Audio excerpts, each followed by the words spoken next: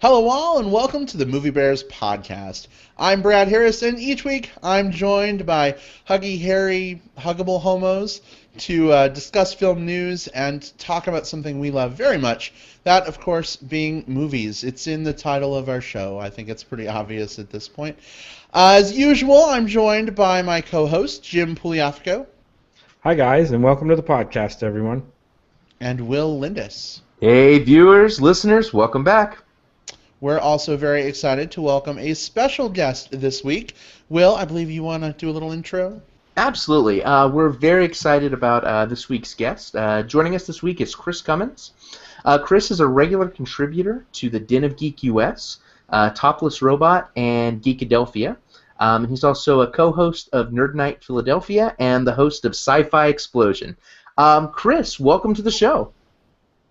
Hey, thanks everyone for having me. This is a thrill. Thanks so much. I'm looking forward to talk about some fun movies with you. Absolutely. Whoa, Jinx, Poke, you owe me a Coke. Diet Pepsi okay? I got one of those handy. Actually, I don't drink Coke anymore. Oh no. Well, that's pretty boring, from you. Yeah. Normally I've got a ginormous beer in my hand, right? I know, a right? Boutique beer.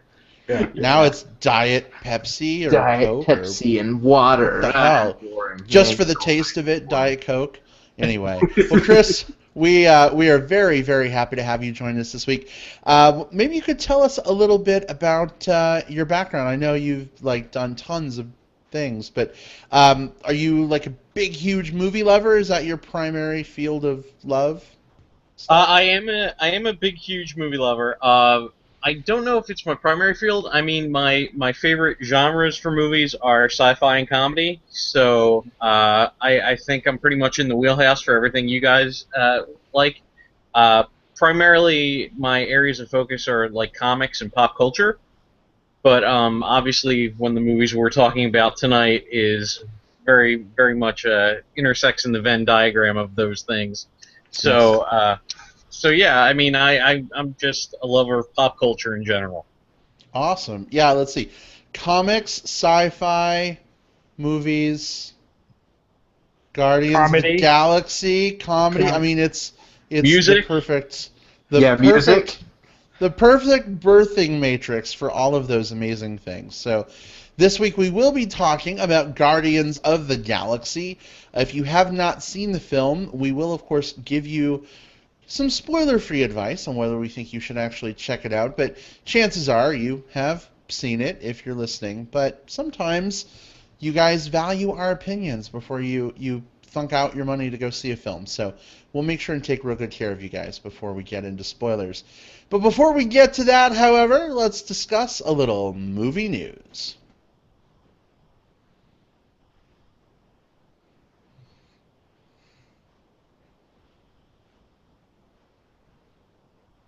All right, so this week there is a lot going on.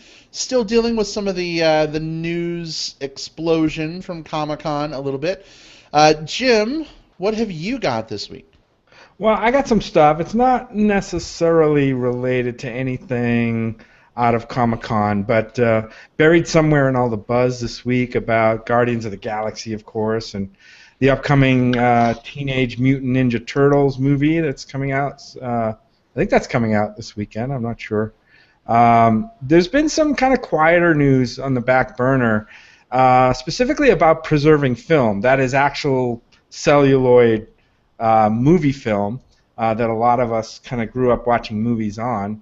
And there are a lot more movies made each year. The vast majority of them now are shot, of course, or the big studio movies anyway, are shot with digital HD equipment, to the point where I read that the sales of actual movie film has dropped by like 96% since 2006. But a few of the filmmakers still prefer to use physical film stock. For instance, those that don't know, J.J. Abrams is currently shooting Star Wars Episode 7 on real film. and he says, and I'm going to quote him here, "There's something about film that is undeniably beautiful, undeniably organic, and natural and real."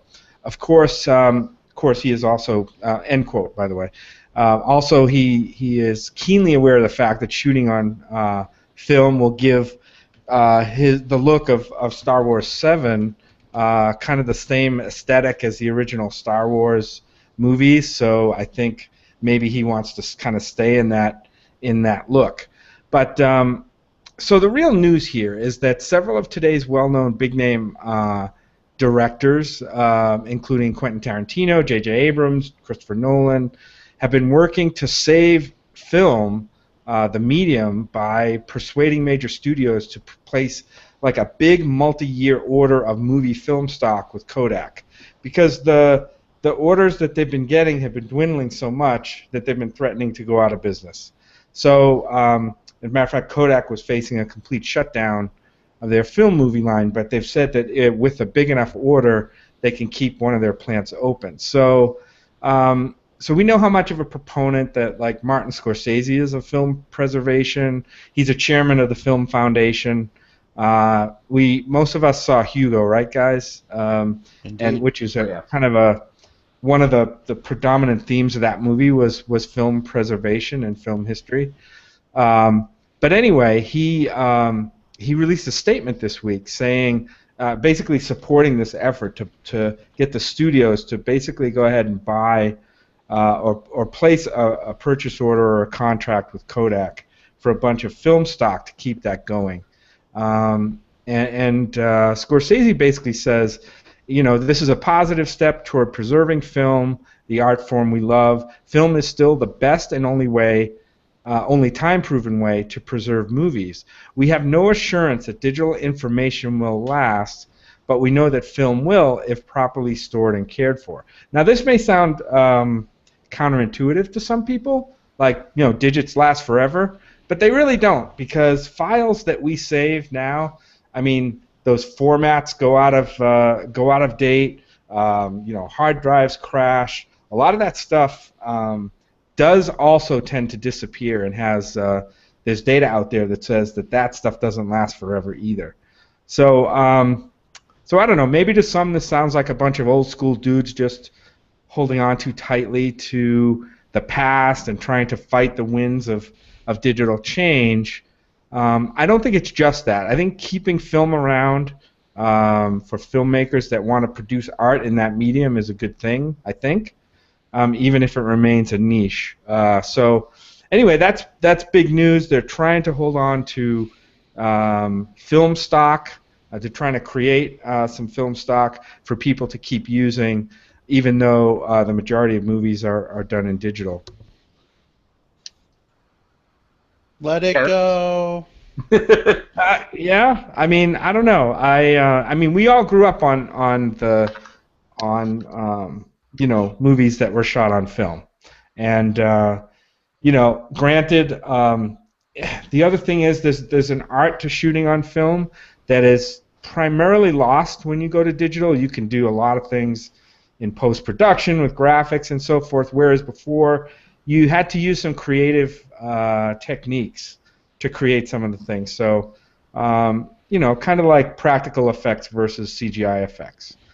Yeah. So, as a film fan myself, this is pretty interesting and exciting for me because I like a lot of the digital media stuff. I like that there's a lot of things that you can do with the computer, you can do in your lab, those types of things. But I like the idea that both traditional film and digital mediums will persist, at least as long as Kodak is pushing forward with this, because I like the idea of these filmmakers having a wide variety of tools in their toolbox.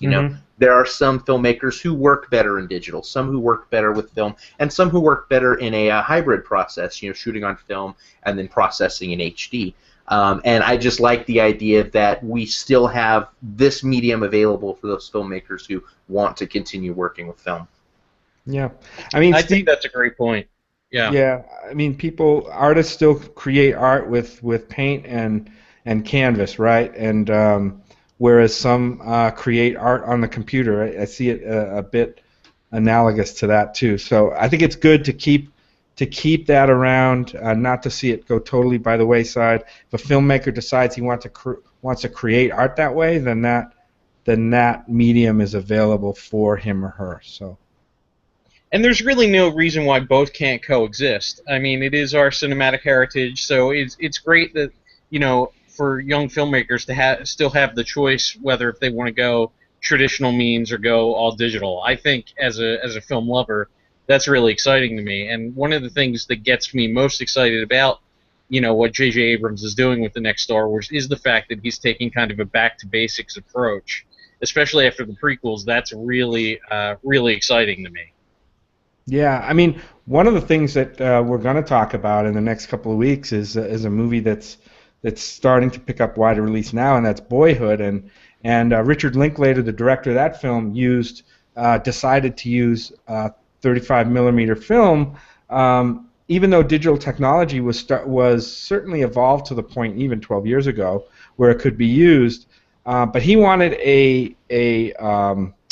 he wanted a consistent look over the 12 years that he filmed. So he decided to stay on 35 millimeter film instead of switching to digital, let's say, halfway through. So yeah, I mean, there's still a use for it, and I'm glad that it's going to be around and get these studios to break free some of the millions that they're sitting on to preserve the art form. Indeed. Versatility good. Yes. All right. Will, what have you got this week? Well, I'm a cheating cheater who brought 2 news items this week. But What? Yeah, what? What the hell, Will? But they're linked news items. They both share a common theme, the same umbrella, if you will. The first one, and that's that umbrella being stronger female roles in popular films. First one I want to talk about is some buzz that I've been hearing about Ghostbusters 3. This is a film that has had a script that's been going through a lot of revisions. At first, it was going to be a return to the original cast, but Bill Murray said he didn't want to do it. Of course, Harold Ramis was passing, so things had to be changed. So the current script is being described as a reboot with a female group as the lead character, so kind of like an all-females Ghostbuster. And of course, we'll probably see Dan Aykroyd pop up in some capacity. But this news has me interested, also because director Paul Feig is the guy that is being looked at most heavily right now for this. For those who don't know, this is the same guy that directed Bridesmaids and The Heat, both of which were wildly successful and popular comedies starring an all-female cast. So I think that he might be the right guy to take this kind of ambitious project, kind of an all-female Ghostbusters 3, and make it funny, make it interesting, make it something that is true to the original, but also true to the times that we're living in now. So that's the first news item that I've got. Before I go into the other one, how are you guys feeling about this? About the all-female Ghostbusters 3? Well, I don't think it's going to be Ghostbusters 3, is it? Or is it going to be like a reboot, did they say? It's right now being called Ghostbusters 3, but you know how these things are in the script stage. It could be Ghostbusters reboot, it could have a name change. Sounds like if they're going to use an all-new crew, I guess, of a bunch of women getting together. I don't know if it's going to be more of a comedy, like Bridesmaids meets Ghostbusters, or what it's going to be like. But I don't know. We'll have to see what the tone of it is going to be like. It could be anything. Obviously, Ghostbusters 3 is mostly a comedy, so I'm sorry, Ghostbusters is mostly a comedy. So I would imagine they'd kind of want to stay in that tone. And there have been some good female-led comedies. We talked about The Heat and Bridesmaids. So, I mean, something could work. Right. And part of what has me excited about this is I think we've seen we've obviously seen plenty of good female roles over the years, but the ones that we just mentioned there, Bridesmaids was the all-female answer to like The Hangover, kind of these like more raunchy group comedies.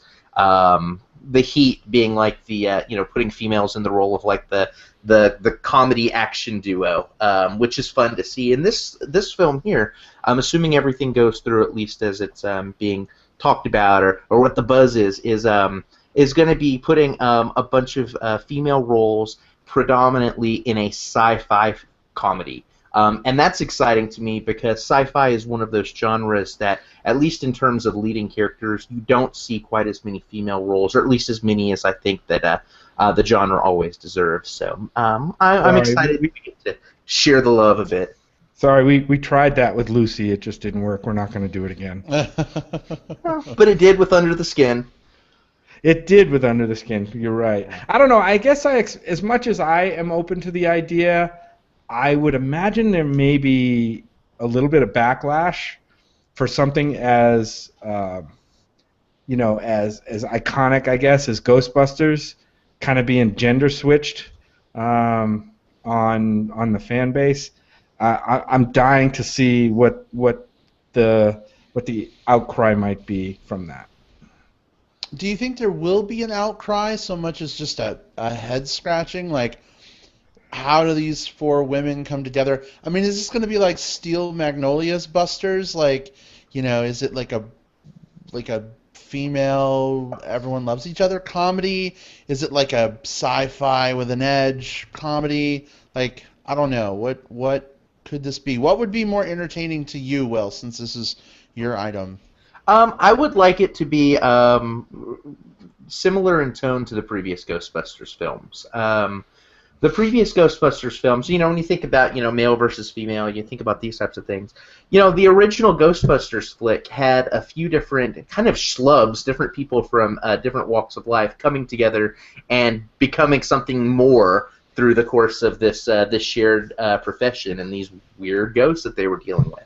That's oversimplifying it quite a bit, but I would like to see kind of something similar here. Like, a good scriptwriter is able to write a female character and not just write her as a female stereotype. They're able to write her as a fully fleshed out character. So I'd like to see kind of like what we see with some of these like with The Heat, we got to see a more prim and proper character and just kind of this like brash slob working together. Like, I would like to see personalities, not just bow ties or hair bows put on top of stereotypes. That would be awesome. Along these lines, they're also talking about an all-female ensemble Expendables movie called the Expendables. Did you see that? I did. Sigourney Weaver. No, I'm serious. And they're talking about Sylvester Stallone. I saw in the news actually said he wanted Sigourney Weaver to lead it. Indeed. Something like that could work. I mean, it certainly could work as good as the Expendables works. It might even be better. Now, something like that I could see, a bunch of females doing. And doing well. Yeah, I don't like the name. I don't like the name Expendables. Wow. That's kind of cheesy, but it's a little pitch perfect for me. Yeah. I actually have to say they use some restraint by not just saying Expendababes. Like, a natural, like, sexist response to go for that right away. So, restraint in Hollywood, who knew? I know, right? Well, there's still some time before it potentially hits theaters. This time for that. Maybe someone will listen to the show. There's some film producers, script writers listening to this show. Yeah. And he's going to hear that idea and be like, Expendababes. I like the way you think. No, that's the porn version of Expendables. Yeah. Oh, there you go. Yeah. Indeed. No, but I mean, the movie Guardians of the Galaxy has triggered a lot of this discussion because Marvel's still going along. I mean, they've got Black Widow, but they're still going along without any strong female lead characters. So, and they're starting to pile up some criticism for it. There's been some talk about a female Thor or something. I don't know. So that's a hell of a segue you gave me there, Jim, because actually my second news item had to do with something, pertaining to a Marvel character. Yeah, something got me there. And so, yeah, Marvel Studios has gotten a lot of criticism for you don't have a lot of strong female characters in the lead roles. You've got Black Widow and you've got Maria Hill kind of sitting in the background, and we're going to have Scarlet Witch coming up. These are things we know. But what we haven't had is a female-helmed film. We've had Captain America out front. We've had Thor out front. But we haven't had a female taking the lead role in one. And while there's some buzz that we might see a Captain Marvel pretty soon, Marvel hasn't come out and announced anything formally. So Sony has pounced on this. Sony, the people that make like the Spider-Man flicks, have stepped forward and said, hey, look, we promise you, we are going to have a female-led superhero movie set in the Spider-Man universe in 2017. This is interesting to me because we've heard buzz that Andrew Garfield is not going to come back to the Amazing Spider-Man movies after Amazing Spider-Man 3. So the ground has been really fertile for like rumors and scuttlebutt about like, well, who is this female lead going to be? He's coming back as Andrea Garfield. Oh, that's what he's doing? So, actually, my question for you, Chris, is if we've got a female lead in the Spider-Man universe, who do you think's getting their own movie? I mean, are they going to go with Spider-Woman? I mean, that's the first thing that instantly came to mind is that they bring a Spider-Woman if they want to do Jessica Drew and do her kind of story, which parallels Peter Parker's in a little bit, but I should go on record by saying I'm not exactly a fan of these new Spider-Man movies. Nor am I. Yeah, so I kind of am. I feel that Marvel Studios, more than anything, is kind of dropping the ball on this by not doing like a Miss Marvel film or, God help me, She-Hulk, which is my ultimate what Marvel movie I want to see right now. I do think that whatever Sony does will probably be not handled as well as Marvel, just because I feel that Sony is more about rushing product to theaters, and there's not as much quality control, I feel, as there are with the Marvel Studios pictures. So I kind of feel in a way that this is pandering on their part, and I'm interested to see how this plays out and what they go with. But for all we know, they could be really crazy and do like a Madam Web movie, which might actually be interesting, especially if they want to ride the coattails of Guardians of the Galaxy and do something cosmic. That would be the way they're doing, because I know they're doing like a Venom solo movie, which is rumored to be called Venom Carnage. Which that's weird. So they're bringing Carnage into it as well. But I'm interested to see, how these studios, Sony and obviously DC has Wonder Woman and Batman and Superman. But yeah, it's way past time. There should, at this point, since I think Marvel's 12, 13 movies deep at this point, it's time to have one of their rosters of female superheroes step up and give a solo film. If we can have a hit movie that has a talking raccoon and a tree, we can more than have a strong female character, of which Marvel has a huge variety of on their stable. So, it's time, it's past time. Let's kind of make it happen at this point. Yeah, I agree. I just don't think Marvel has the movie expertise to pull it off. I mean, every female character in these movies, even Gamora in Guardians of the Galaxy, which we'll talk about, I just feel like there's some great promise there and not a lot of good execution on strong female characters. Like, I love ScarJo. I think a Black, Widow movie would be awesome, but I don't have confidence in Marvel to successfully execute that. I feel like the female characters in these films are sort of one-note, stereotypical characters, and I think that's unfortunate. Am I being too harsh? Maybe, I don't know, but it doesn't excite me that much. Not because it's a female movie, but more so because I just am very, unfaithful in Marvel's abilities, even after seeing Guardians of the Galaxy. But I just don't know if they have the I don't know if they, as a studio, have the interest in doing it. I don't get the sense that they're dying to do one.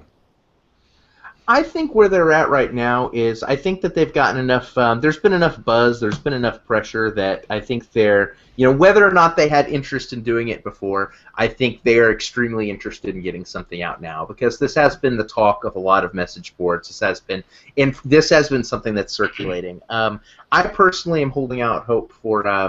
There's been a lot of heavy rumors about Captain Marvel, who is one of the kind of the premier female solo heroes right now in the Marvel Universe. And we've heard some buzz about Katie Sackhoff being attached to it.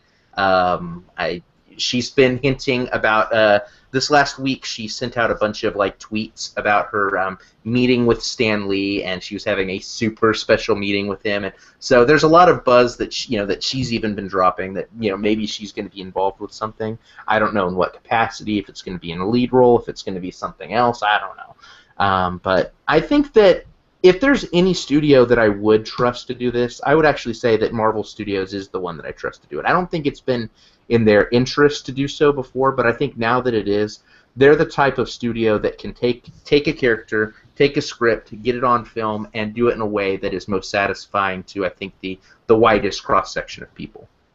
Mm-hmm. Be interesting to see if they get it done.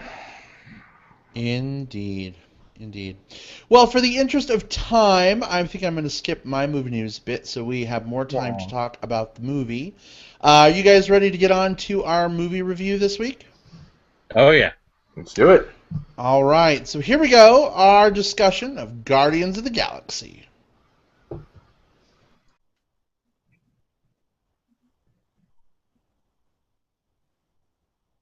All right, so as is typical for the Movie Bears podcast, we like to start our movie discussion off with a little spoiler-free advice on whether we think you should see this film. Guys, I'll just say up front, again, in the interest of time, let's save most of our time for spoilers, and let's just give some real quick opinions. Should people see this in theaters? Should they wait for it? Or skip it entirely? Will, what say you? All right. So it's no surprise to anyone that listens to this show that I am a huge Marvel fan, right? Specifically Marvel Studios. And so disclaimer, I have a lot of bias for what all the films they put out since Iron Man, barring maybe a couple that didn't do it as much for me. I wasn't really sure what to expect with Guardians of the Galaxy. When it comes to the comic books, I've never been as much into the cosmic, the space stuff. So a lot of these characters that we're about to talk about, I've had very limited, brief exposure to. All of that said, I have now been converted. I am a believer. Hand to Groot. I freaking loved this movie. From the irreverent comedy to the the space opera action goodness, the team dynamics, the voice acting, the CGI, there was a lot of win in this film for me. Do I recommend you see this in theaters? Absolutely yes. If you haven't done so already, please go do so as soon as you're done listening to this podcast. Now, the numbers that this film's been pulling in, you've probably seen it already. But if you haven't, find the biggest screen possible. And I'd even recommend pitching in a little bit extra for the 3D. For me, I'm not the type to normally be all about, you gotta go do 3D for whatever reason, but I think for this film, this is one where the director knew about the 3D, and he directed the scenes specifically with the 3D in mind. It doesn't do a lot of the gimmicky stuff, like someone pointing at the screen, oh, this is coming out at you. But when it does do the before the panel stuff, the stuff that pops out at you, specifically some scenes featuring Groot that we'll talk about a little later on, it really added to the immersion for me. So you don't have to go see it in 3D, but this is one that I would say is a strong candidate for it. This is a strong candidate for my favorite Marvel film to date. It's probably my favorite blockbuster of the year. Guardians of the Galaxy is a must-watch. All right, awesome, very good. Jim, what about you? Yeah, I think this is probably exactly what you'd want. People who listen to the podcast know that I'm not a huge fan of the comic book movies in general, superhero movies specifically, and even the really well done ones. I'm just not that much into the genre, I guess. Even though I am a movie nerd, right? So, but this one was different. This one was a lot of fun. I thought it was pretty just a fun, enjoyable, light, summery blockbuster popcorn movie to me. I mean, there was no real import to this movie as far as plot. It kind of was a lot of going from one situation to another, chasing the MacGuffin through the movie. But the strength of this movie is the characters. I think this movie builds some great characters, some fresh characters, ones that I wasn't even familiar with, again, not being a comic fan. I think this movie is fine for people of all ages to see. Regarding the 3D, I'm not as strong on the 3D as Will is. I would say you should probably go see this movie in theaters. I think it's a great, fun day or evening at the movies. I think this movie, the beautiful thing this movie does is I think it appeals to a very wide range of people. From kids who will really love these characters that it brings to the screen and brings alive on the screen, to the use of music, 70s and 80s pop music. So you've got people who maybe would identify with kind of that aesthetic of the 70s and 80s, that space opera of the 70s and 80s, throw in some pop music. And, you've got a movie that's probably one of the most fun Marvel movies there is. Certainly probably my favorite Marvel movie. So, yeah, I would say go see it. The 3D, again, it's used well here, but it's not. I don't think it's a must. If you really want to save a few bucks, you could probably skip that, but go to see the movie. All right, awesome. How about you, Chris? Yeah, I agree with everything Jim and Will said. I mean, I can't emphasize it enough. Like, rush out and see this movie if you already haven't done. It is just so, like Will mentioned, I'm a huge Marvel fan, but I was never really into, like, the cosmic side of things. And now I find myself really wanting to revisit the comics and really get into it because it's kind of captured my imagination through, what this movie's done. It's such a fun adventure, and I mean, it's a sci-fi comedy, no bones about it, even more so than a superhero film. It's a sci-fi comedy about a bunch of misfits who come together to try to save the world. And the thing about it is that's great enough to get me in the seats, but it actually has some real heart behind it and some genuine emotion. I'm not going to get into spoilers in this section of the show, but there are things in this movie that really moved me. And, it's the most kind of visceral movie-going experience I've had sometime. Definitely the most in terms of, like, a superhero movie. It's just a really fun movie from start to finish.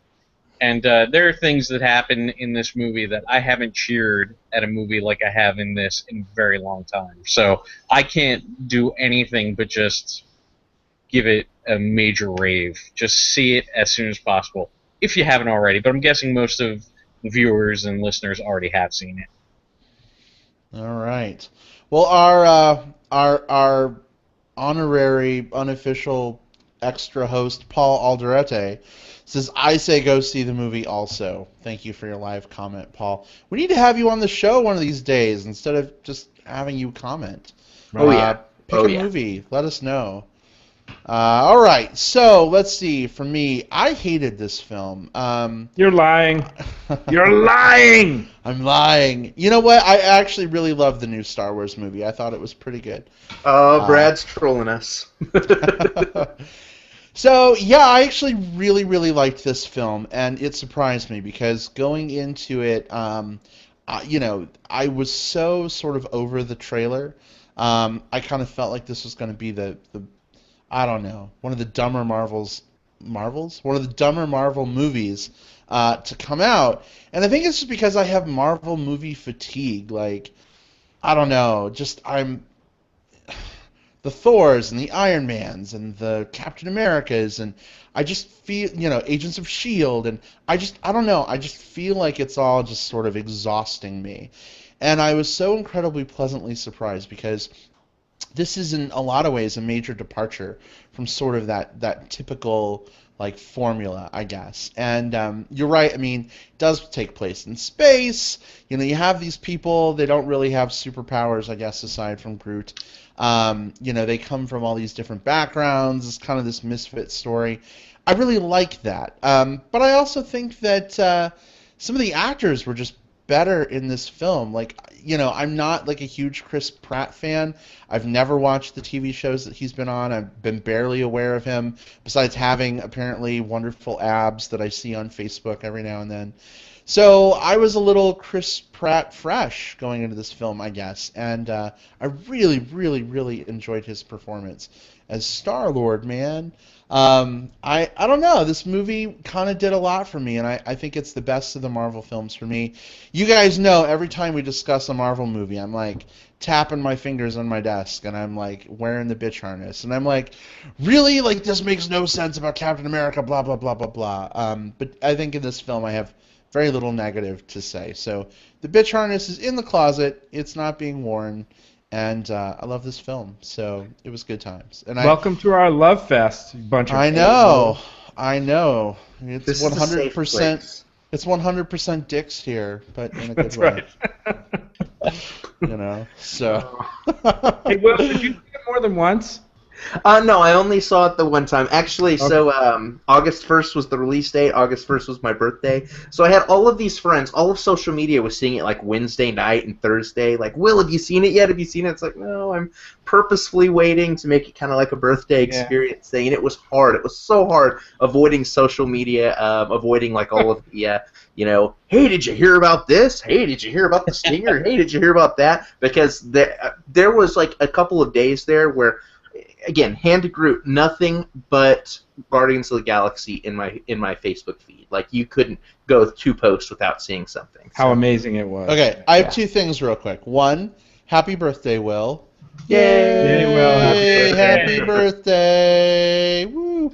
And 2, is Groot a god or something? I don't understand. Hand to the Groot. reference. What does As that far mean? as Facebook is concerned, he is. It's. I'm sure you've it's- gone hand to Root before, but not hand to Groot. I may have done both. The interesting thing about Groot in this, we'll talk more about him specifically in spoilers, is that I think everyone walked into this movie thinking like, man, Rocket Raccoon is going to be the standout star, right? Everyone's going to be talking about Rocket Raccoon, but I'm hearing more about Groot than anything else. Like, Groot ended up being like a scene-stealing character, especially for having such a limited range of dialogue. So it was just really interesting seeing these characters who have never been, like, these aren't even B-list characters in the comics. We're talking like C and D-list. These are now characters who have been catapulted up into the A-list. It's also nice that the actors, like Chris Pratt, is another one of those guys who is not really been an A-list actor, and with this, he's been catapulted up into the limelight. So it'll be interesting watching his meteoric rise at the same time as his characters, and you'll see those in the comic books and the future movies and stuff. All start to enjoy this extra attention. Indeed. All right, are you guys ready to move on to spoilers? Yeah. We can get into it. I think there's a lot more we can talk about there. I agree. All right, here we go. Fair warning, spoilers are incoming. Sorry you got a shorter spoiler-free segment this week, guys, but we have a ton to talk about, and who are we kidding? If you haven't seen the movie yet, you should just pause it, and, well, this is a live stream, so you can't really Just go pause it. see it. Just go see it, and then come back to us in iTunes or Stitcher. So, yeah, spoilers, here we go. Fair game. Crack it open like a skull open to space, whatever that thing was. Let's start with the music in this movie, because I think, how can you not start with the music in this movie? Damn if they didn't have the best movie soundtrack within the last 10 years, I think. Oh, yeah.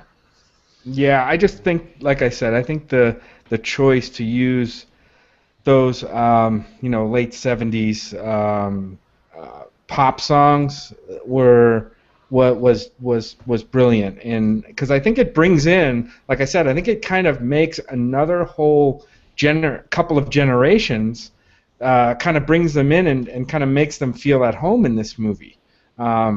People who grew up like me, who grew up with those songs and grew up kind of, those songs were popular right before Star Wars came out.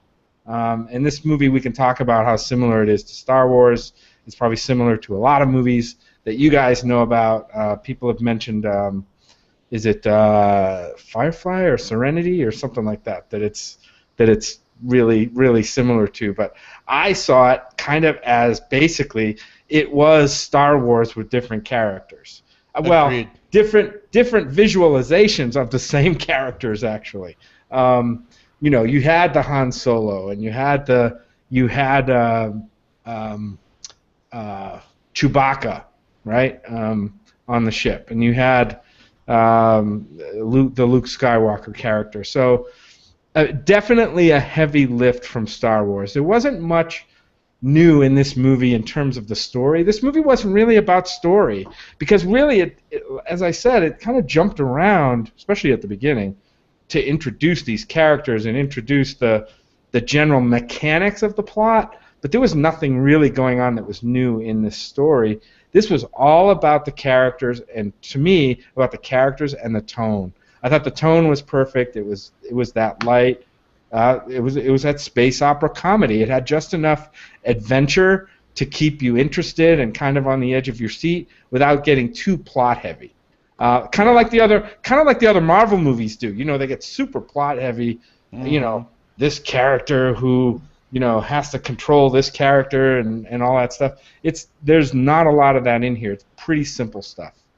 Well, this is a space opera, right? And I think some of the most successful space operas are more about the character than they are about the plot and the world building. That's where you get really in the line in the sand between space opera and then like hard science fiction. We talk about the original Star Wars movie. I would posit that that's a film that's just as much more about even the characters than the overarching story. Not that there isn't a story going on there, but really the sell of the first Star Wars was about all of these characters and how interesting they were bouncing off of each other. Mm-hmm. You mentioned Firefly, and that's one thing I immediately saw. It's just how thematically similar this was. Not quite the space western like Firefly was, but you've got this colorful cast of characters gallivanting across space, ragged band of outlaws, and it's funny. But I agree with you. The music was on point here. These are a lot of songs that even predated me. These weren't things that necessarily that I listened to growing up. Even me. But it fits very well because we've got from a storyline perspective, we've got this character who is abducted from Earth with a very limited range of earthly experiences, those being the things that his mother gave him during his, what was he, about 10 or so when he was abducted? Probably, yeah.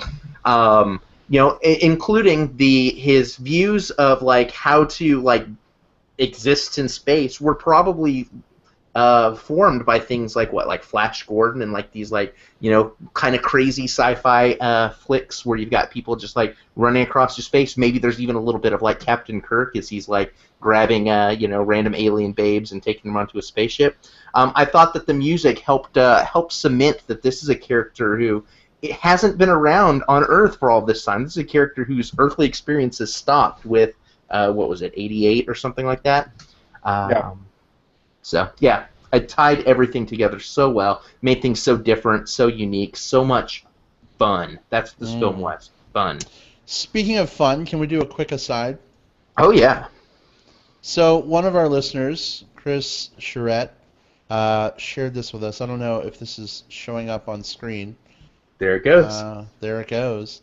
And it just froze the Google Hangout on my end. So, I hope you're enjoying the picture. Because that's awesome.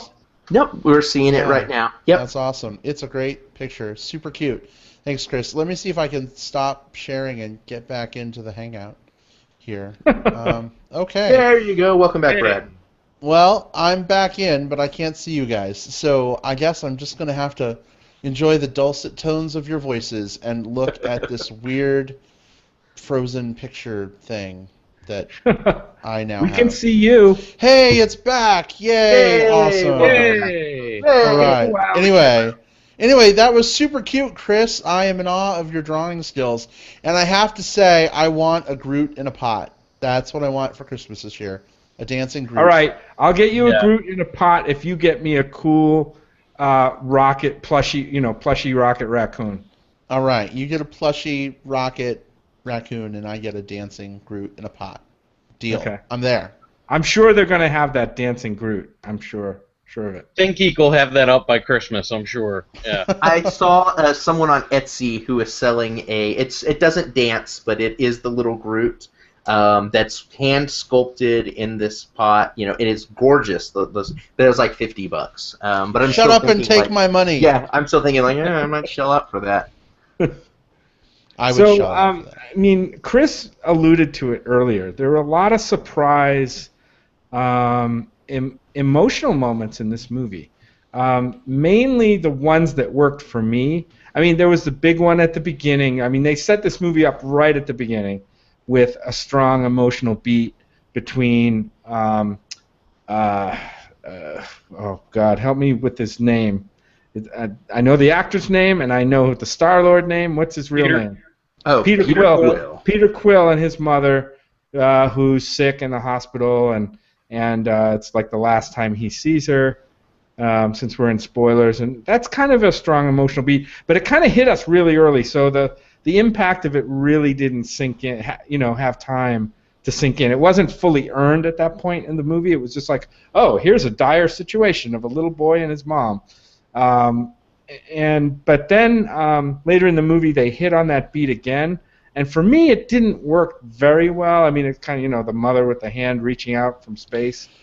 Take my hand. Yes, yeah. That was kind of cheesy, but the ones that worked for me was the Rocket character.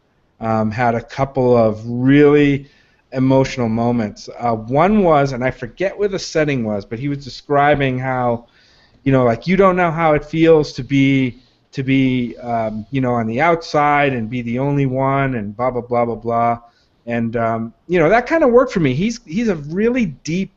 I think there's a lot of depth to that character, even though he's a kind of take no crap, grumpy but funny, gruff kind of character. But he's got depth. There's something going on under the surface. They hint at it. They really don't get to what his history is, but they show a kind of a close-up of something going on his back, like scars or implants or something like that, and it's hinted at that he's been kind of a subject in some kind of experiments or something like that.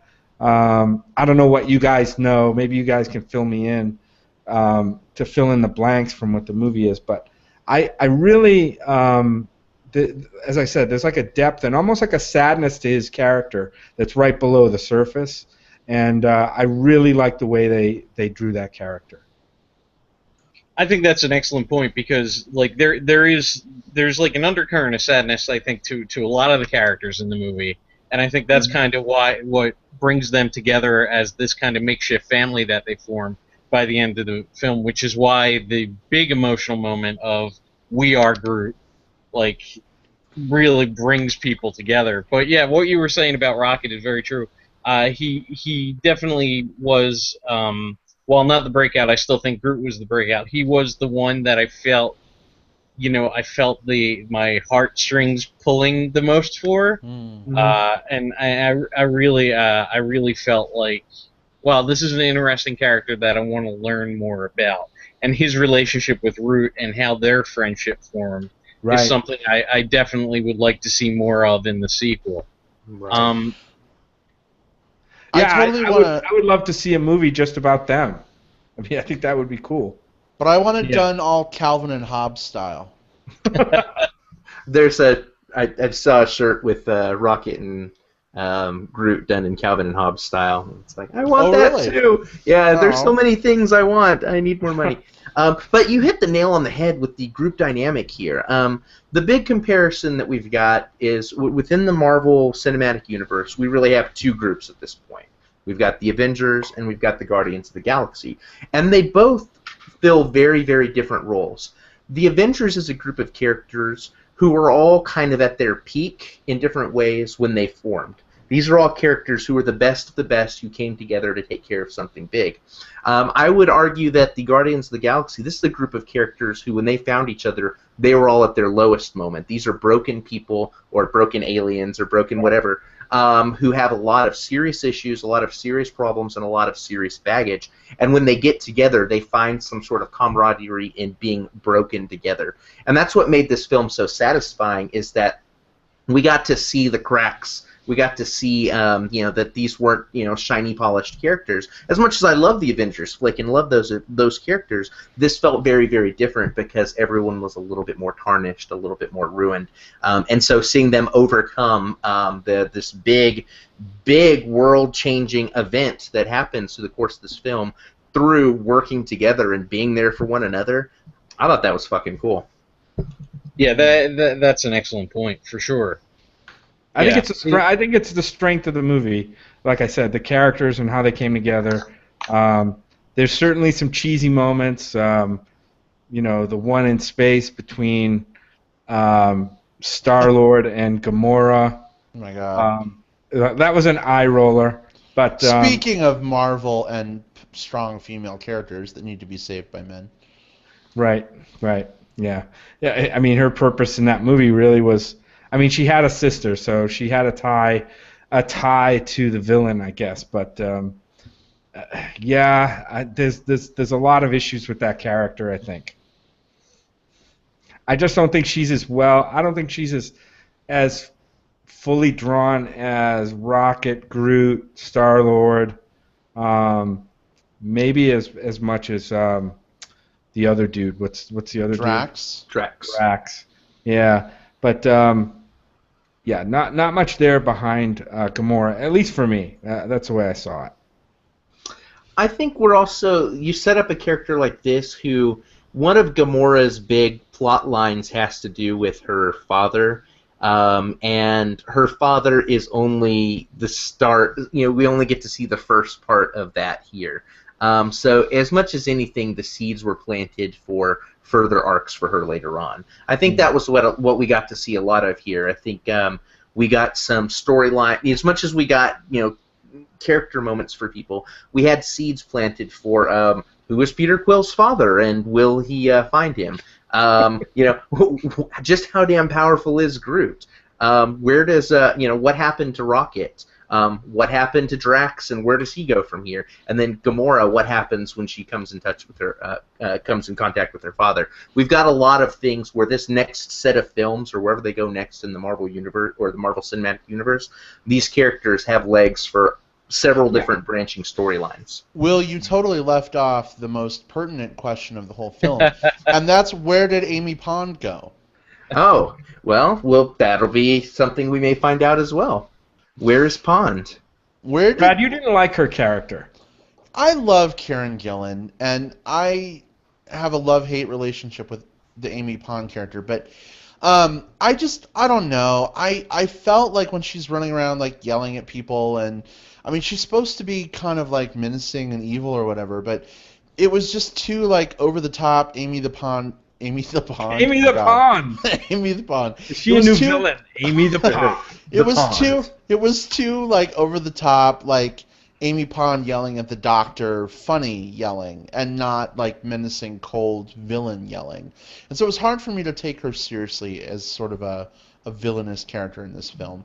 But maybe I'm just too I don't know, too scrutinizing. Maybe you're too familiar with her as Amy Pond, and you're having trouble divorcing the actress from the character, and therefore you're seeing a lot of the character from Doctor Who in her Guardians character. I'm not saying she's the same character. I'm saying when Karen Gillan is like yelling at a lackey, like "Get out of my way" or whatever, like the tone of voice that she uses, the mannerisms, almost come across as like mean/playful and not mean/menacing.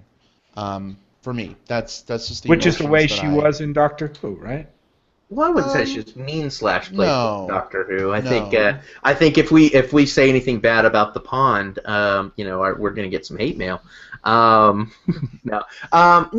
For me, it was more a matter of I didn't actually have a problem with what Karen Gillan did as Nebula. I will say that we have a couple of amazing performances. Some of the best, just character development roles that I've seen in films lately, at least in terms of this type of film, and I don't think that she stood out as much as the others did. So it was one of those things where I guess if the rest of the cast was weaker, she would have been perfectly fine. But when you've got her right up next to the voice acting of Bradley Cooper on this was phenomenal. Chris Pratt was pitch perfect here, and of course, the amount of inflection that Vin Diesel is able to do to his one line and make it mean something that we all like. Oh, Groot's sad. Oh, Groot's happy.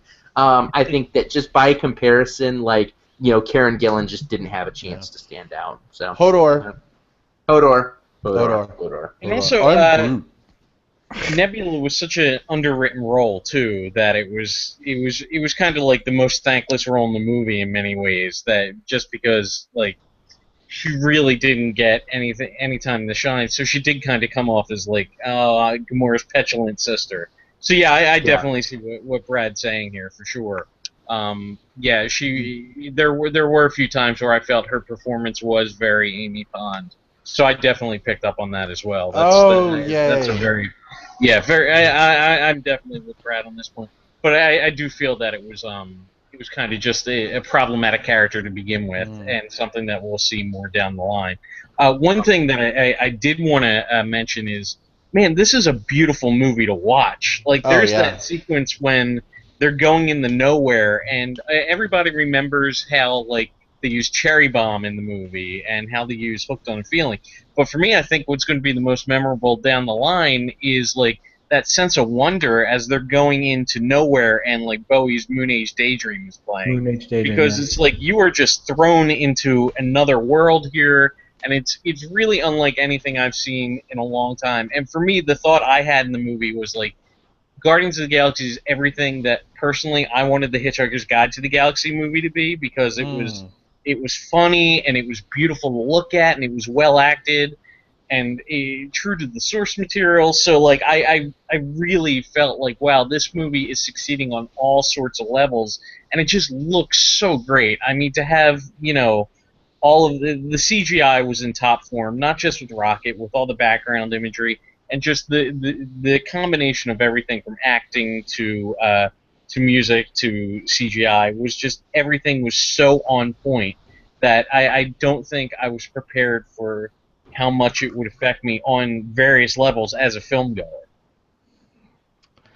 I agree. I think that whole sequence was amazing. And again, it gets back to the use of music, where it's kind of a lot of filmmakers, the good filmmakers do this. They can take two things that would normally be incongruous, like a pop song with science fiction action movie, and blend them together such that something you think wouldn't go together just fits really well and gives you a really good feeling about that scene or that movie. And I really like the way that what's his name? The director, Peter, is it? James Gunn. James. Is it James Gunn? Yeah. How he does that here. One of the things. Do you mind if I read this comment from Chris? Yeah. Go for it. So, and this brings up a point that I probably will end up in endless arguments about with other comic book people. He's saying, I'm wondering how the group dynamic will be when the Avengers meets the Guardians. There is only one wisecracking guy in the Avengers series, and that's Mr. Stark. Will he find himself overshadowed by the constant one-liners of pretty much everyone in the Guardians? It's kind of his niche in the series, not to mention he also fills the man-whore role, meaning Iron Man greater than Star-Lord. I'm not sure I agree with that, but here's the thing, and I kind of got into a back and forth with somebody on another movie blog about this. I would prefer to see the Guardians keep the same amount of separation that they have right now from the rest of the Marvel comic universe.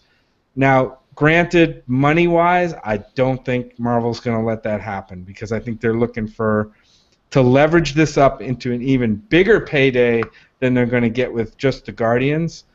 I just feel that although some people may think, hey, you take this great thing called the Avengers and this great thing called Guardians of the Galaxy, what you're going to get an even greater thing when you put them together. I'm not so sure that's I'm not so convinced that's a sure thing. I think what you're going to get is a watered down version of both. But I'm not saying it'll be bad. I just don't think. I would hate to see the Guardians lose what made it so great by mixing it with something like the Avengers or some other superhero.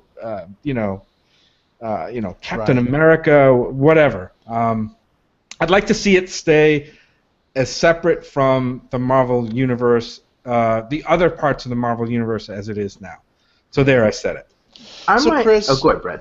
I was just going to say, Chris, given your background and Will, to kind of a same degree yours, is there crossover in the comics? Is this something that's happened before? Oh, yeah. Has that been done successfully? Do you think it'll because I think, Jim, you have a great point, and I worry about that too. When you throw in 10 characters as opposed to 5, no one gets a lot of screen time, and so every bit of screen time is precious. Chris, do you think this is something that's going to translate well into a feature film? I mean, it is the thing that has me the most apprehensive about the Marvel Universe, because what Jim said is totally on point. You don't want any of these characters to be diluted, and I don't know how they're not going to be, because this is going to happen in Avengers 3. Yeah. That's going to be, everyone's going to be battling Thanos, and they're probably doing the Infinity Gauntlet storyline, which means, the whole Marvel Universe is going to be going at Thanos. And for the movies, this means it is going to be the Avengers and Guardians of the Galaxy. I am worried about that, because while I do kind of have faith in Marvel Studios at this point, that's a tough sell. I mean, not a tough sell for audiences, but it's tough to make the script work. And I don't see any way these characters aren't going to lose some of their individuality and some of what makes them so special. And that kind of...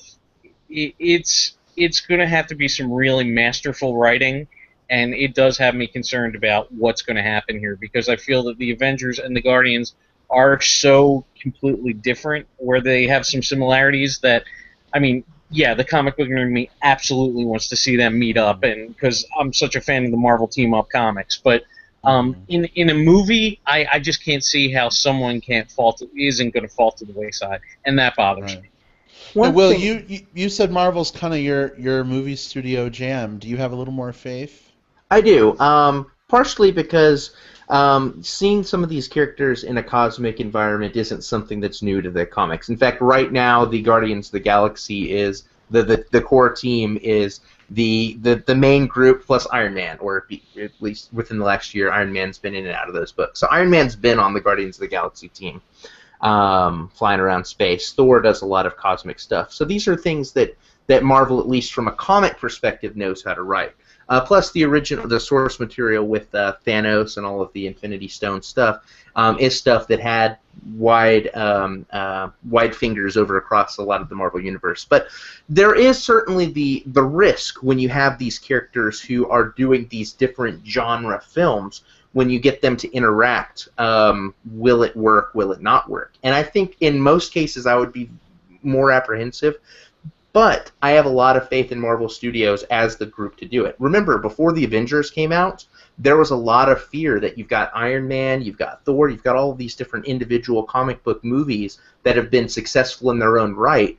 Man, it's going to suck when you get them all together and you've got these people jumping on each other's lines. And a lot of people, myself included, were impressed at how well the characters were able to maintain their sense of self, their sense of their own little corner of the Marvel Universe while still interacting there. And we saw that with the Phase 2 movies, where even after the events of the Avengers, Captain America and Thor and Iron Man got to go off and do their own genre-specific films that had fingers that had some sort of anchor in what happened in Avengers, because that is something that happened in their lore, but without overshadowing it. I think that one of the things that we will see as an advantage when these two groups interact with one another is I think that the style of comedy is different enough that they're not going to chop each other's lines too much. Tony Stark is the quipster, and a lot of these Guardian characters are too. But these guys are much more rough and tumble, kind of shooting kind of a sly comment out of the side of their mouth.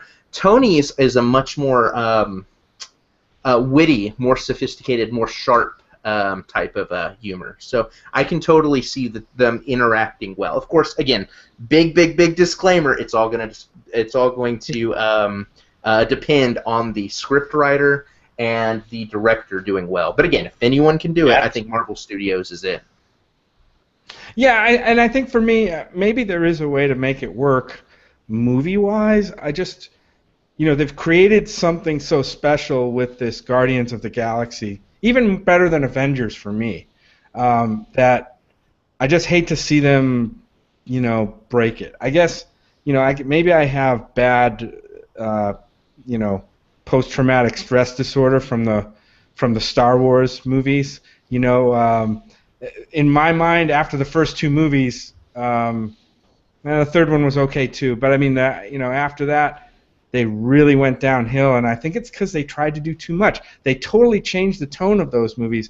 Now, the first Star Wars movie, A New Hope, wasn't really as comedy as Guardians is, but it kind of had that same space opera tone to it. Mm-hmm. It was light enough. It had some menace to it, but not enough to, they had a good balance, and they totally swung it the other way with too much seriousness about the Empire and, all this stuff. And I don't know.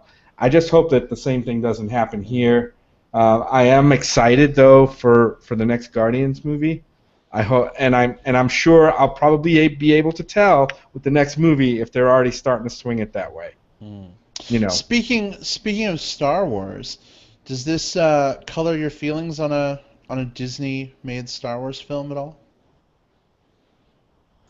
No, I mean, me personally, it's all going to depend on what that first one out the gate looks like. I mean, while Disney is a big part of this, and part of Disney's formula is quality, right?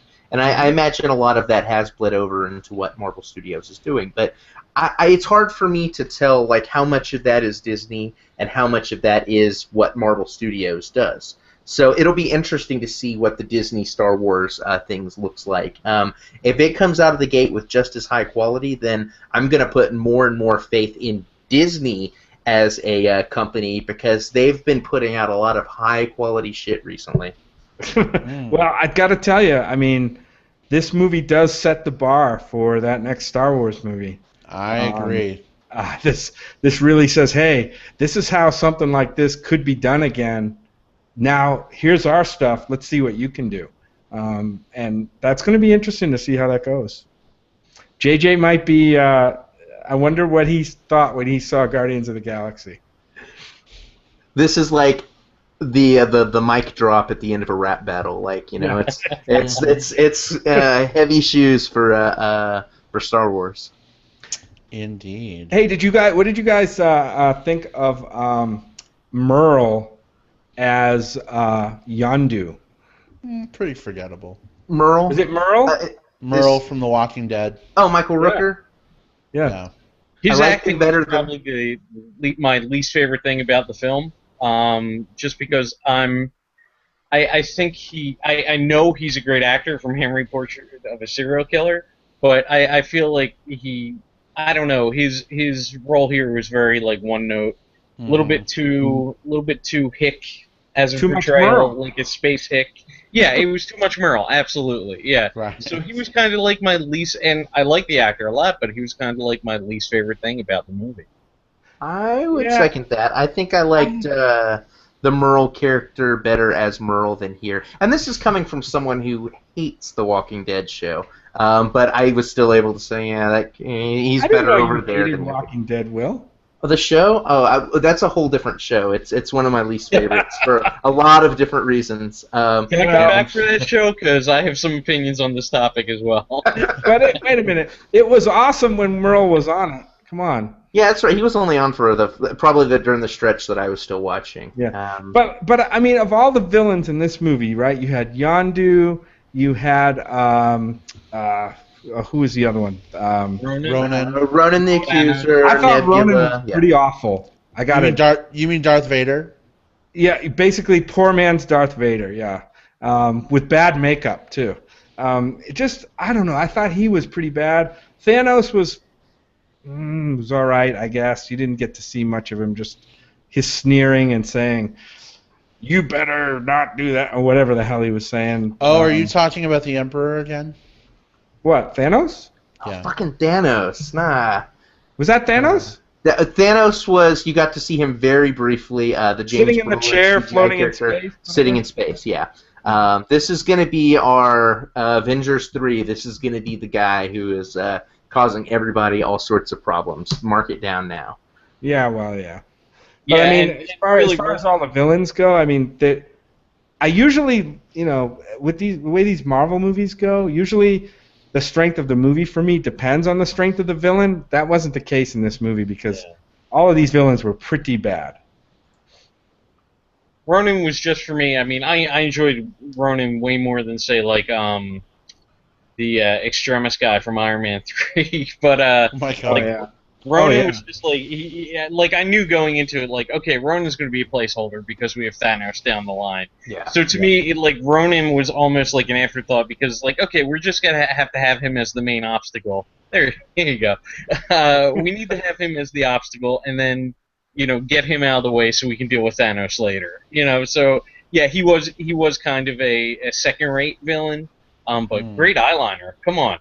Yeah, he was working that shit. I think Ronan was he did what he needed to do. I think it's absolutely fair criticism for anyone that said the villains were the weak point of this movie.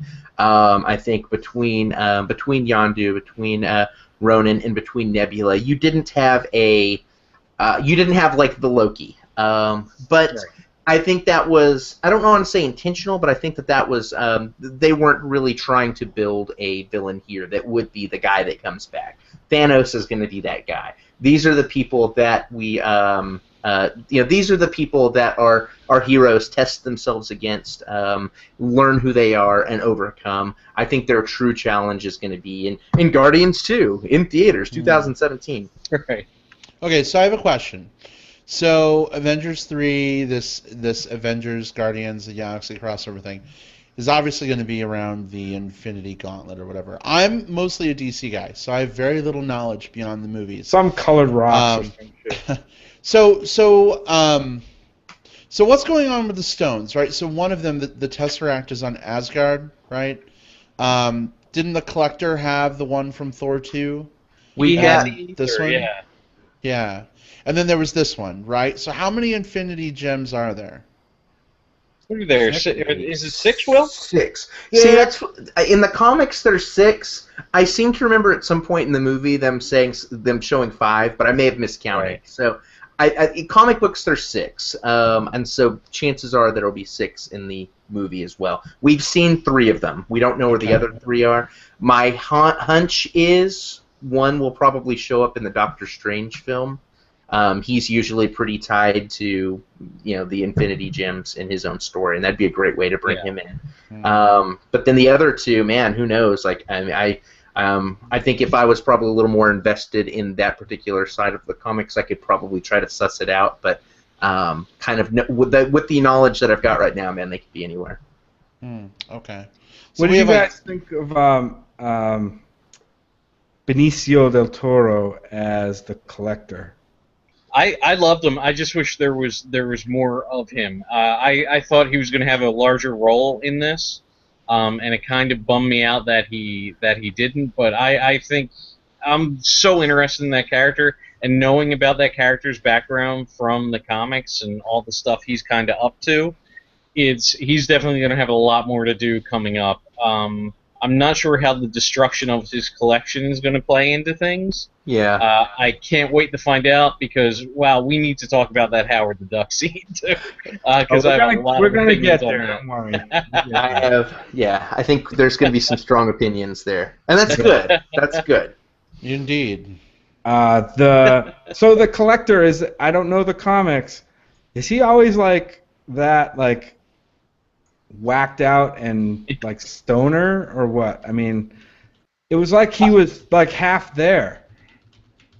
He's a very, very old ancient being in the comics, so I think a lot of that, I don't know how much of that, how much research Del Toro did going into his portrayal of it. I think some of that is just, I actually think most of that is just like a wacky actor's choice on Del Toro's part, and I think he actually toned it down from the post-credit scene from Thor: The Dark World. But yeah, I mean, it is definitely a portrayal that I think is going to really, people are either going to love it or hate it, because he does have a very kind of like almost campy stoner affect to his way of speech. Yeah. Okay. So one other thing before we get to maybe the stinger we can talk about. Why do you think Marvel hires guys like Bradley Cooper and Vin Diesel and some of these the voice actors, for instance, for Rocket and Groot, for name recognition to sell tickets? And do you think this movie would have been okay with somebody else doing those similar voices? Well, I would start by talking about Vin Diesel. Do I think that the film could have been okay with someone else doing these voices? I mean, that's hard for me to answer because I don't know who that other person would be or what those voices would be. I think in this case we had Vin Diesel and Bradley Cooper both knocked it out of the park. Vin Diesel is a guy who has some notoriety as a great voice actor for his work in The Iron Giant. It's, to me, one of my all-time favorite voice acting performances, especially for a character that kind of comparably to Groot didn't have quite as much dialogue as you might have a voice acting character in another film. But again, he knocks it out of the park. So I think that was a... I don't, did the name help the movie? I'm sure it probably did, but I think that just getting a guy who was that good and was proven to be that good at it, I think was equally as important as the name. Yeah. I guess I could see it both ways. I mean, I know if they're going for name recognition, obviously those guys are talented guys. I just don't know in a voice situation like that if it's critical. I guess we'll never know, right? Until we wouldn't really know, and without seeing somebody else do those voices or try to voice those characters, if they would have been as endearing as they are, as they ended up. It's a little chicken or the egg, right? Like, is it that they go out and get these big name people because they want the big names? Or is it that they go out and get whoever the best person is for the role, and because their movies are doing so well right now, they're able to get these big names? Right. Because Marvel's also been, they've taken people like Chris Hemsworth and put him in the Thor role, and while he wasn't an unknown, he was a guy who I think had a lot of people going like, who is this guy? What's he going to be doing? Yeah. Even Chris Pratt here. So I think that they're really in a position where they're really looking to fill a specific role and a specific dynamic, and if the name is attached with it and they just have to throw some extra money at it, then by all means. And what's great is Bradley Cooper did a genuine performance. It wasn't just him doing. It wasn't Rocket Raccoon had just Bradley Cooper's voice.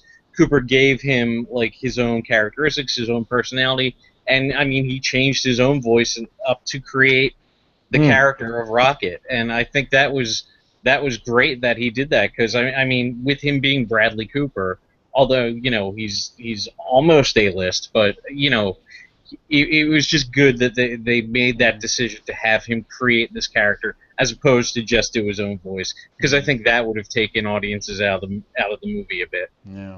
Yeah, because I was trying to listen to Rocket and say, does that almost sounds like Bradley Cooper, but there's something different going on there. All right, watchers of the show, we need your help to settle a point here. Rocket Raccoon or Groot? Who's better? Why? Ooh. Comment live, and we'll share your thoughts. As we start talking about the stinger, we'll circle back. Howard the Duck, where the fuck did that come from? Man, there's a lot of things to say here. I've got some strong feelings. I know a lot of other people have. Tell me what your feeling is first, Will, before you explain. I will just do my feeling, and then then I'll come back here in a moment for the argument in favor. I thought it was the perfect stinger for this movie. I could not agree more. What am I missing? Well, the thing about the original Howard the Duck comics is Steve Gerber. Everybody has to remove the Universal movie bomb from 1986 from their mind. What? I loved that movie. I actually love it too. I actually I have a genuine unironic love for that movie. I know it's a mess, but I do love that Howard the Duck movie.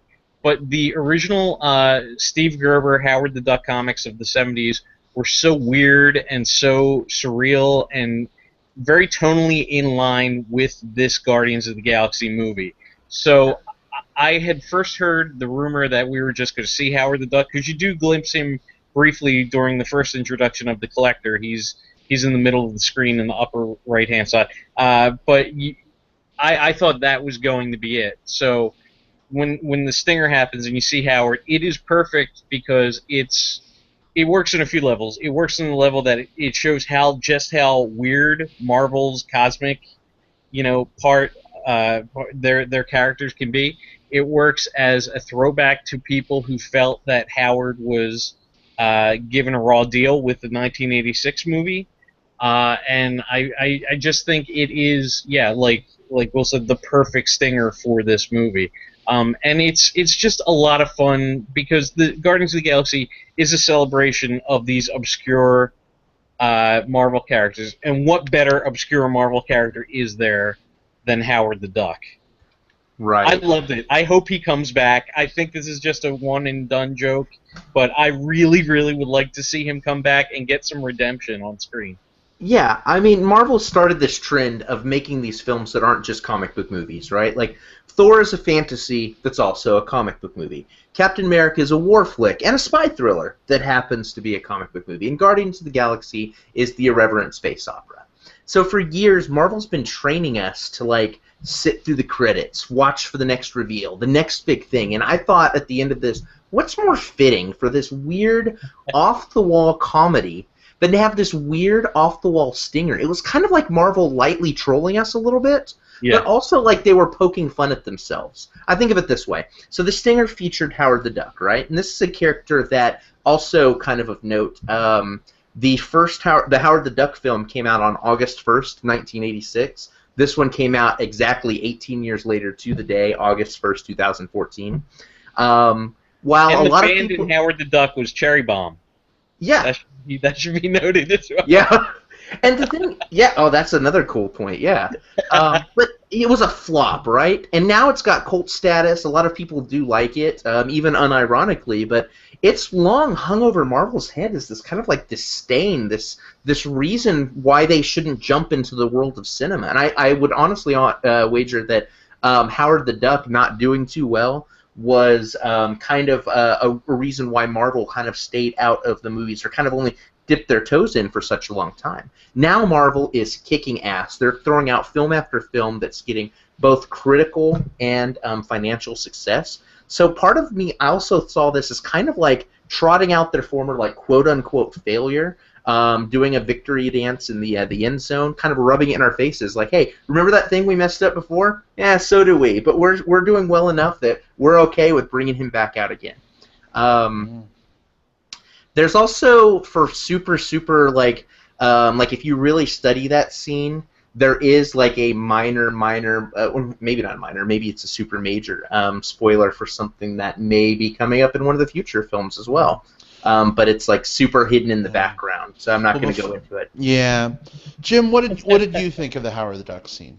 It was pretty terrible. I was pretty pissed that I hung around for it, because for me, first of all, if you're going to tell a joke that nobody, that only a select few people even get, and then they have to think about it afterwards to even get, I'm not so sure it's worth putting in your movie. So here we have a movie that kind of wears its accessibility to a wider group of fans on its sleeve for the whole movie, and then at the end kind of slaps them in the face with something that's like just does not make any sense to most casual viewers. I mean, oh yeah, that's cool, that's Howard the Duck, but fucking I just hung around for 10 minutes to see that has-been in this movie. And that's cool. I mean, fans of Howard the Duck are going to love it. I get that. I just wish that these things had more than a tangential connection to the movie that they slap them on the end at. I kind of expected more of a teaser to maybe the next movie or the Avengers or something like that. And maybe there's a tidbit here, like hidden in the smoky background that you have to watch 3 times to find it. I'm cool with Easter eggs like that, but after a movie that I really did like, it kind of left a sour taste in my mouth. That I hung around for that stinger, and that's been kind of. There's been a couple other stingers similar to that have just left me kind of scratching my head and like, well, whatever. I mean, I like the dancing Groot thing. They should have just left it at that. I would have rather had that be the stinger than the stinger that we ended up with. Yeah, that's just my opinion. I agree with you, Jim. Like, don't get me wrong. I love Howard the Duck, and I don't know what this whole like unironically thing means. I'm not quite sure what that's about. But I love that movie. It's one of my favorite '80s movies of all time. But this just left me scratching my head. I didn't get it. Some people that we saw the movie with afterward were like, "Oh yeah, that's because the guy who wrote blah blah blah blah blah." Okay. Cool, that's great. But I agree with you, Jim. Like, this movie was like the ultimate Marvel movie, I felt, in terms of accessibility. Like, I didn't feel like I had to know who Thanos was to understand what was going on. I didn't feel like I had to, understand the relationship of the Infinity Gems or whatever to understand what was going on. So then at the end, when this is like the victory lap dance, whatever the fuck you want to call it, I was just kind of confused. And I'm like, wait. I didn't know Howard the Duck was Marvel. How does Howard the Duck fit into what's going on? And then I'm like, well, how did he get there? Because they destroyed the beam that like was sending him across the universe. And then I'm like trying to make the movies merge in my brain, and I'm like, so do these movies share the same continuity? And that's the big question that I have, I guess. So is this negating the Howard the Duck movie? Is this a sequel to the Howard the Duck movie? Am I trying to make it fit in and it's not supposed to fit in? I don't know what the fuck to think. The latter. I'm very confused. Yeah, I don't think this is one where you have to try to fit it in or make it work. This was just sort of a fun end to a film that had already wrapped up its actual film itself. And so the other argument might say, like, okay, maybe just no stinger at all. But for me, the problem I have is more the opposite. Like, I don't like it when I watch a film and then after the credits, there's more plot. Like, for me, the stinger should be fun, it should be light, it should reference something, but it shouldn't necessarily be like,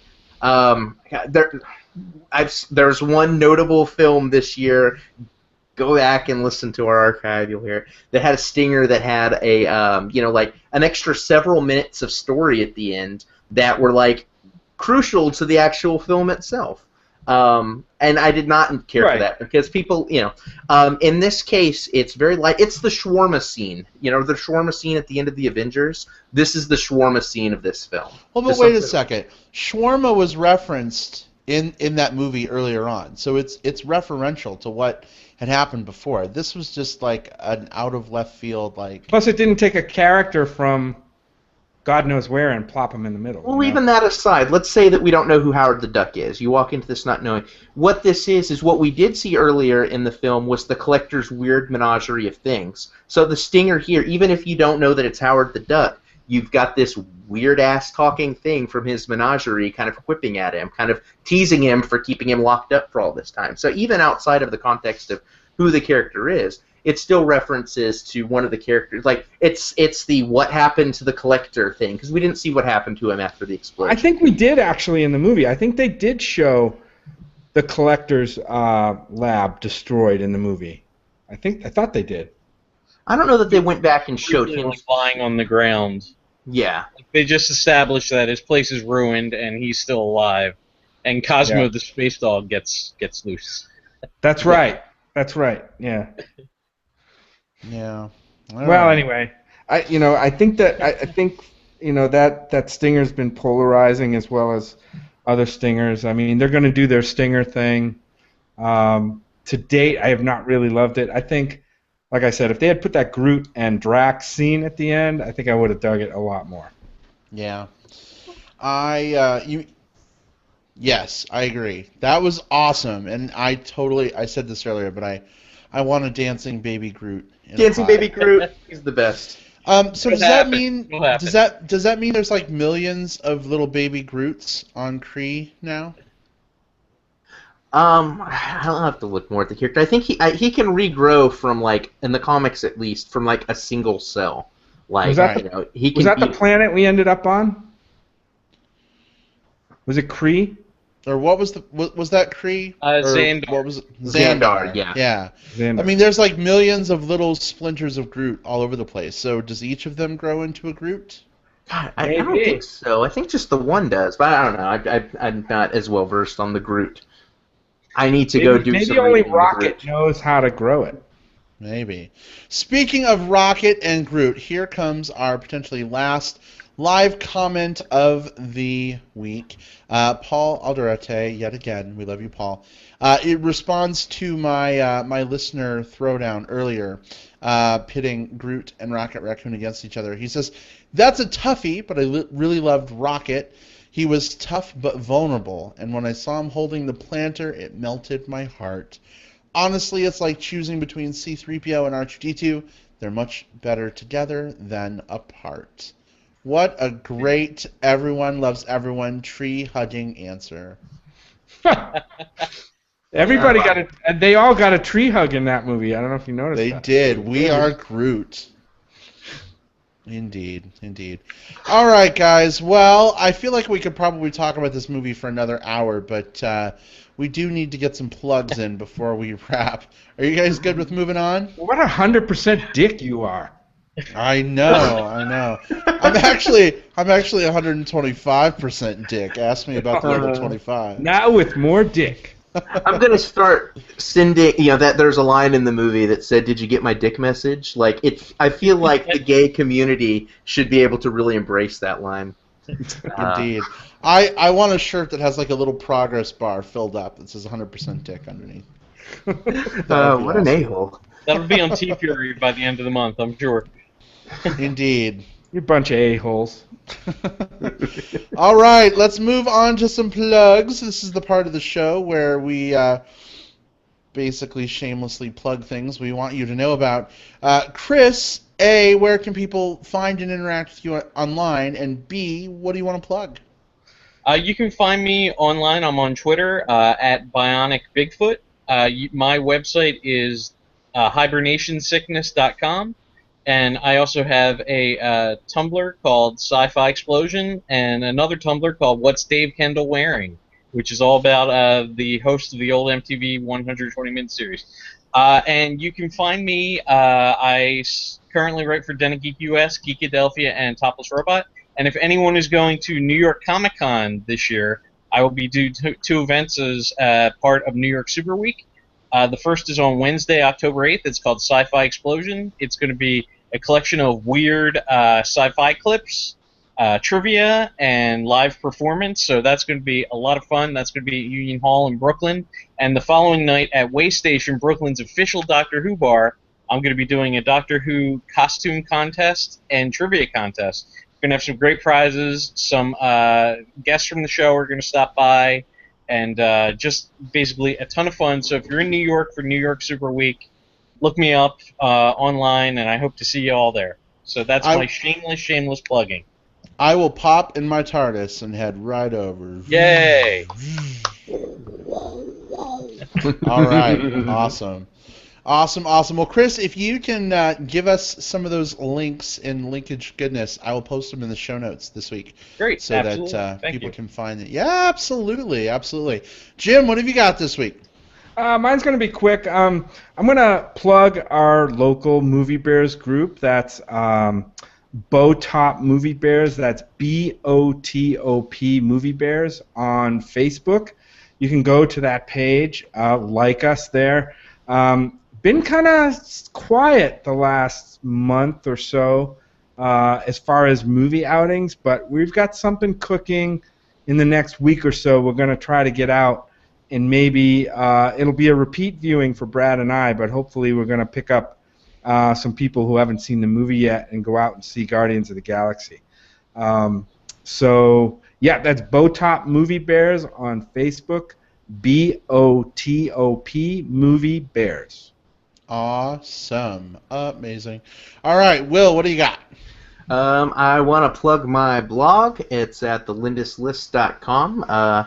This week, a review for Michel Gondry's Mood Indigo, which is one of my absolute favorite films of the year, went up. It's this frenetic gonzo French romantic movie that I have not been able to stop thinking about. Also, August 15th, I'll have a review of Calvary going up, which is coinciding with the Austin, Texas release date. Calvary is the story of this priest, played by Brendan Gleeson, who's dealing with, as the trailer describes it, sinister forces closing in on him on all sides. So if either of those films sound interesting to you, check out my blog, thelindisList.com. Awesome sauce. All right. For me, I don't have a blog to promote. I don't have a Movie Bear group to promote. I don't have a performance show thing to promote. So instead, I will promote 7 minutes of Star Wars Rebels, recently aired on Disney XD. This is the new CGI animated follow-up series to the Clone Wars. It takes place between the prequel movies and the original series movies. A lot of people have been saying that this one, it's obviously targeted at a younger demographic. It's a little kidsy. It's a little maybe not so great. But I actually watched the 7 minutes, and I'm really excited for this series. The more I see of it, the more excited I get. If you haven't seen it yet, we'll put a link to it in the show notes. You're just a big kid at heart, anyway. You know what? I am best friends with I'm best friends with my inner child. I've said it before. We hang out drinking juice boxes, watching He-Man, and playing Game Boy on the couch together. We just we chill. But I don't know. I have high hopes for this new series. Freaking love Star Wars. Star Wars, what? So yeah, you should definitely check this out. Some people don't like to see, like a preview of shows that haven't come out yet. I know that's why I didn't want to see like the 17 minutes of Guardians of the Galaxy or whatever it was in theaters. But I checked this out anyway, and I liked it. So anyway, check it out if you want. If you don't want to, the show is premiering later this year, so keep an eye out for that. Thank you so much for joining us, Chris. We really, loved having you on the show. Thank you so much for having me. I really appreciate it. I've been a fan of the show, so I was really glad that I could come on. Oh, that's great. Well, we're glad to have you as a fan, and we would love to have you back again sometime. So if there are ever any movies, comic book or not, that you are jonesing to talk about, let us know. Okay.